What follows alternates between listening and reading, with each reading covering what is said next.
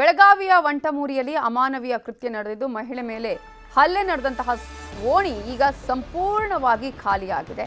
ಮನೆಗಳಿಗೆ ಬೀಗ ಹಾಕಿ ಹೋಗಿದ್ದಾರೆ ಜನ.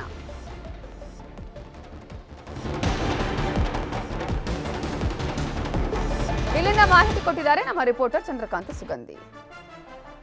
ಬೆಳಗಾವಿ ಜಿಲ್ಲೆ ಮತ್ತೊಂದು ಅಮಾನವೀಯ ಘಟನೆಗೆ ಇವತ್ತು ಸಾಕ್ಷಿಯಾಗಿರತಕ್ಕಂಥದ್ದು. ಮಹಿಳೆಯನ್ನ ಬೆತ್ತಲೆಗೊಳಿಸಿ ಗ್ರಾಮದಲ್ಲಿ ಮೆರವಣಿಗೆ ಮಾಡಿ ಹಲ್ಲೆ ಮಾಡಿದ್ದಾರೆ. ಇನ್ನು ವಂಟಮೂರಿ ಗ್ರಾಮದ ಬಸವೇಶ್ವರ ಕಾಲನಿಯಲ್ಲಿ ನಿನ್ನೆ ರಾತ್ರಿ ತಡರಾತ್ರಿ ಘಟನೆ ನಡೆದಿರತಕ್ಕಂಥದ್ದು. ಪ್ರೇಮಿಗಳಿಬ್ಬರು ಮನೆಯಿಂದ ಓಡಿ ಹೋಗಿದ್ದರಿಂದ ಯುವತಿ ಕುಟುಂಬಸ್ಥರು ಯುವಕನ ತಾಯಿ ಮೇಲೆ ಈ ರೀತಿ ಮಾಡಿದ್ದಾರೆ.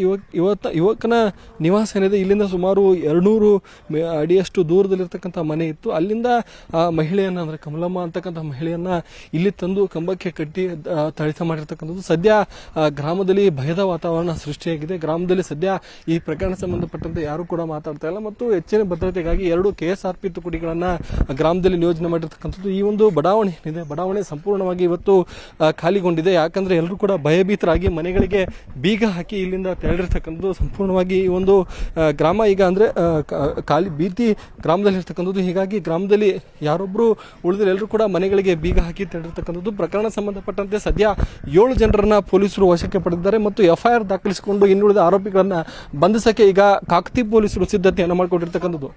ಕ್ಯಾಮರಾಮನ್ ರವಿ ಜೊತೆ ಚಂದ್ರಕಾಂತ್ ಸುಗಂಧಿ, ನ್ಯೂಸ್ 18 ಕನ್ನಡ, ಬೆಳಗಾವಿ.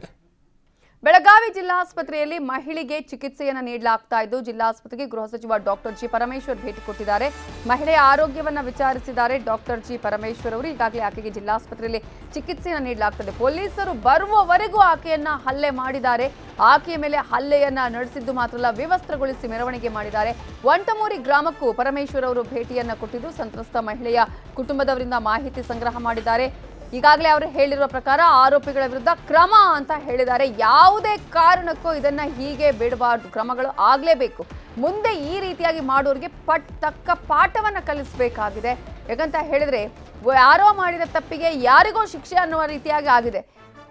ಹುಡುಗಿ ಲವ್ ಮಾಡಿ ಅಲ್ಲಿ ಹೋಗಿದ್ದಾರೆ. ಆದ್ರೆ ಇಲ್ಲಿ ಪಾಪ ಆ ತಾಯಿಯನ್ನ ವಿವಸ್ತ್ರಗೊಳಿಸಿ ಮೆರವಣಿಗೆ ಮಾಡಿ ಹಲ್ಲೆಯನ್ನ ಕೂಡ ಮಾಡಿದ್ದಾರೆ. ಈಗ ಆಸ್ಪತ್ರೆಗೆ ಭೇಟಿ ಕೊಟ್ಟಿದ್ದಾರೆ. ಆಕೆ ಜಿಲ್ಲಾಸ್ಪತ್ರೆಯಲ್ಲಿ ಚಿಕಿತ್ಸೆಯನ್ನ ಪಡಿತಾ ಇದ್ದಾರೆ. ಅದೇ ರೀತಿಯಾಗಿ ಅವರ ಮನೆಗೂ ಕೂಡ ತೆರಳಿ ಅಲ್ಲಿ ಅವರ ಕುಟುಂಬಸ್ಥರಿಂದ ಮಾಹಿತಿಯನ್ನ ಪಡ್ಕೊಂಡಿದ್ದಾರೆ. ನಾವು ಕಠಿಣ ಕ್ರಮವನ್ನ ಕೈಗೊಳ್ತೀವಿ, ಆರೋಪಿಗಳ ವಿರುದ್ಧ ಕ್ರಮ ಅಂತ ಹೇಳಿದ್ದಾರೆ ಡಾಕ್ಟರ್ ಜಿ ಪರಮೇಶ್ವರ್ ಅವರು. ನಿಮಗೆ ದೃಶ್ಯಾವಳಿಗಳು ತೋರಿಸ್ತಾ ಇದ್ದೀವಿ. ಕಮಲಮ್ಮ ಅವರ ಅತ್ತೆ ಈರಮ್ಮ ಅವರ ಹತ್ರ ಕೂಡ ಮಾಹಿತಿಯನ್ನ ಪಡ್ಕೊಂಡಿದ್ದಾರೆ ಡಾಕ್ಟರ್ ಜಿ ಪರಮೇಶ್ವರ್. ಹಾಗೆಯೇ ಹಾಸ್ಪಿಟಲ್ಗೆ ಕೂಡ ಹೋಗಿದ್ದಾರೆ. ಆಕೆಯ ಮೇಲೆ ಹಲ್ಲೆಯನ್ನ ಮಾಡಲಾಗಿದೆ. ಆಕೆಗೆ ಈಗ ಚಿಕಿತ್ಸೆಯನ್ನ ನೀಡಲಾಗ್ತಾ ಇದೆ ಆಸ್ಪತ್ರೆಯಲ್ಲಿ. ಜೊತೆಗೆ ಈಗಾಗಲೇ ಈ ಆರೋಪಿಗಳು ಯಾರಿದ್ದಾರೆ ಬಂಧನಕ್ಕೆ ಒಳಪಡಿಸಿದಾರಲ್ಲ ಅವರ ವಿರುದ್ಧ ಕಠಿಣ ಕ್ರಮ ಅಂತಾನೂ ಹೇಳಿದ್ದಾರೆ.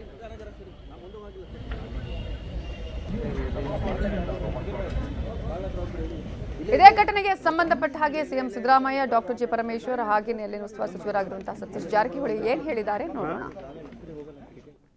ಕೈಲಿಂದ ಬಡಿಗೆಯಿಂದ ಹಲ್ಲೆ ಮಾಡಿದ್ದಾರೆ. ಹಲ್ಲೆ ಮಾಡಿ ಅವರನ್ನ ಬೆತ್ತಲೆ ಮಾಡಿ ಹೊರಗಡೆ ಕರ್ಕೊಂಡು ಬಂದು ಬೆತ್ತಲೆ ಮಾಡಿ ಕಂಬಕ್ಕೆ ಕಟ್ಟಿದ್ದಾರೆ. ಅಷ್ಟರಲ್ಲಿ ನಮ್ಮ ಪೊಲೀಸ್ನವ್ರಿಗೆ ವಿಷಯ ಗೊತ್ತಾದ ತಕ್ಷಣ ಅವ್ರು ಹೋಗಿ ಅಲ್ಲಿ ಅವರಿಗೆ ಬಟ್ಟೆ ಎಲ್ಲ ಕೊಟ್ಟು ಅವ್ರನ್ನ ಅದನ್ನು ಬಿಡಿಸ್ಕೊಂಡು ಆಸ್ಪತ್ರೆಗೆ ಕರ್ಕೊಂಡು ಹೋಗಿದ್ದಾರೆ.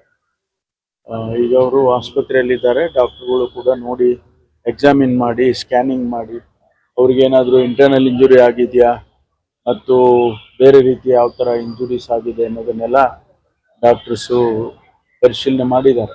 ಈಗಾಗಲೇ 7 ಜನರನ್ನು ಅರೆಸ್ಟ್ ಮಾಡಿದ್ದಾರೆ. ಇನ್ನೂ 2-3 ಜನ ಅದರಲ್ಲಿ ಭಾಗಿಯಾಗಿದ್ರು ಅಂತ ಹೇಳಿ ಅವ್ರನ್ನೂ ಕೂಡ ಅರೆಸ್ಟ್ ಮಾಡ್ತಾರೆ.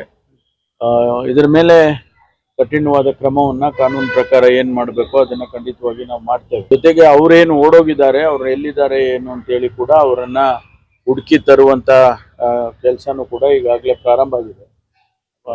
ಅವ್ರನ್ನ ಟ್ರ್ಯಾಕ್ ಮಾಡ್ತಕ್ಕಂಥದ್ದನ್ನ ಪೊಲೀಸ್ನವರು ಮಾಡ್ತಾ ಇದ್ದಾರೆ. ಅದು ಏನೇ ಅಫೆನ್ಸ್ ಆಗಿದ್ರು ಕೂಡ ಅಫೆನ್ಸ್ ಯಾರು ಮಾಡಿರ್ತಾರೆ ಅವ್ರ ಮೇಲೆ ಕಠಿಣವಾದಂತ ಕ್ರಮ ತಗೋತೀವಿ. ಅದು ಏನೇ ಅಫೆನ್ಸ್ ಆಗಿದ್ರು ಕೂಡ ಅಫೆನ್ಸ್ ಯಾರು ಮಾಡಿರ್ತಾರೆ ಅವ್ರ ಮೇಲೆ ಕಠಿಣವಾದಂತ ಕ್ರಮ ತಗೋತೀವಿ.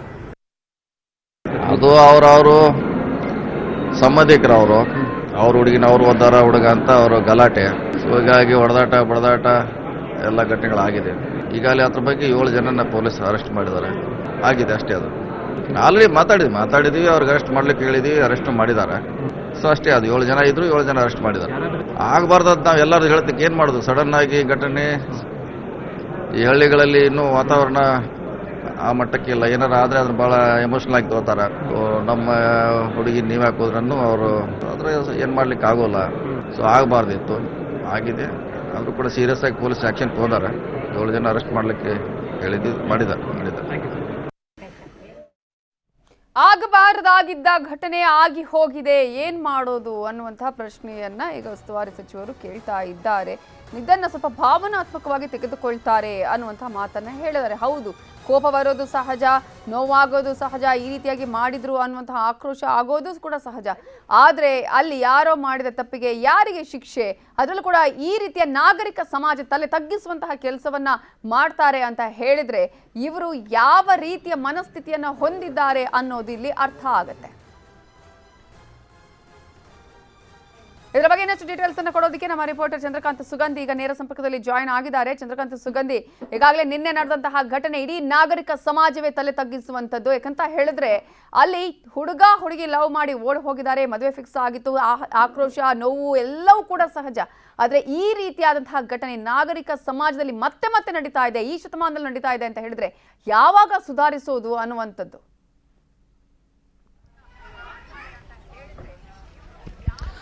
ನವಿತಾ ಜೈನ್, ಪ್ರಮುಖವಾಗಿ ಬೆಳಗಾವಿ ಜಿಲ್ಲೆಯಲ್ಲೇ ಕಳೆದ 2-3 ತಿಂಗಳಲ್ಲಿ ಇದು 2ನೇ ಪ್ರಕರಣ ಆಗಿರ್ತಕ್ಕಂಥದ್ದು. ಘಟಪ್ರಭಾ ಗ್ರಾಮದಲ್ಲೂ ಕೂಡ ಗ್ರಾಮದ ನಡು ರಸ್ತೆಯಲ್ಲಿ ಮಹಿಳೆಯನ್ನ ವಿವಸ್ತ್ರಗೊಳಿಸಿ ಮೆರವಣಿಗೆ ಮಾಡಿ ಹಲ್ಲೆ ಮಾಡಲಾಗಿತ್ತು. ಈ ಪ್ರಕರಣ ಮುಗಿದ ಬಳಿಕ ಈಗ ಮತ್ತೊಂದು ಹೊಸ ಒಂಟುಮೂರಿ ಗ್ರಾಮದಲ್ಲಿ ಈ ರೀತಿಯ ಪ್ರಕರಣ ನಡೆದಿರ್ತಕ್ಕಂಥದ್ದು. ನಿನ್ನೆ ರಾತ್ರಿ 12:15 ಸುಮಾರಿಗೆ ಆ ಮಹಿಳೆಯ ಮನೆಗೆ ನುಗ್ಗಿದಂತಹ ದುಷ್ಕರ್ಮಿಗಳು 10 ರಿಂದ 15 ಜನ ದುಷ್ಕರ್ಮಿಗಳು ಆಕೆಯನ್ನ ವಿವಸ್ತ್ರಗೊಳಿಸಿ ಹಲ್ಲೆ ಮಾಡದಷ್ಟೆಲ್ಲ ಆಕೆಯನ್ನ ಗ್ರಾಮದಲ್ಲಿ ಮೆರವಣಿಗೆಯನ್ನ ಮಾಡಿದ್ದಾರೆ. ಈ ಒಂದು ಗ್ರಾಮದಲ್ಲಿ ಸದ್ಯ ನಾನಿದ್ದೇನೆ. ಗ್ರಾಮದಲ್ಲಿ ಯಾವ ರೀತಿ ಪರಿಸ್ಥಿತಿ ಇದೆ ಅಂತಂದ್ರೆ ಇದುವರೆಗೂ ಕೂಡ ಗ್ರಾಮದಲ್ಲಿ ಯಾರು ಕೂಡ ಹೊರಗಡೆ ಬಂದು ಓಡಾಡ್ತಾ ಇಲ್ಲ. ಏನು ಗೃಹ ಸಚಿವರು ಬಂದ ಸಂದರ್ಭದಲ್ಲಿ ಕೆಲವರು ಬಂದಿದ್ರು, ಕೆಲ ಮಹಿಳೆಯರನ್ನ ಮಾತಾಡ್ಸಕ್ಕೂ ಕೂಡ ಗೃಹ ಸಚಿವರು ಪ್ರಯತ್ನ ಪಟ್ಟರು ಕೂಡ ಅದು ಆಗಿರಲಿಲ್ಲ. ಮಹಿಳೆಯರಿಗೆ ಧೈರ್ಯ ತುಂಬುವ ಕೆಲಸವನ್ನು ಕೂಡ ಗೃಹ ಸಚಿವರು ಮಾಡಿದ್ರು. ಗೃಹ ಸಚಿವರಿಗೆ ಮಾಹಿತಿಯನ್ನು ಕೂಡ ಕೊಡೋಕ್ಕೂ ಕೂಡ ಇಲ್ಲಿನ ಜನ ಹಿಂದೇಟಾಗ್ತಿದ್ದಾರೆ. ಗ್ರಾಮ ಈಗ ಸಂಪೂರ್ಣವಾಗಿ ಖಾಲಿಯಾಗಿರ್ತಕ್ಕಂಥದ್ದು. ಪ್ರಮುಖವಾಗಿ ಏನು 2 ಕುಟುಂಬಗಳು ಕೂಡ ಅತ್ಯಂತ ಪ್ರಭಾವಿಯಾಗಿದ್ದರಿಂದ ಈ ರೀತಿ ಸಮಸ್ಯೆ ಇಲ್ಲಿ ಉಂಟಾಗಿರ್ತಕ್ಕಂಥದ್ದು. ನೋಡಬಹುದು ನಾವು ಯಾವ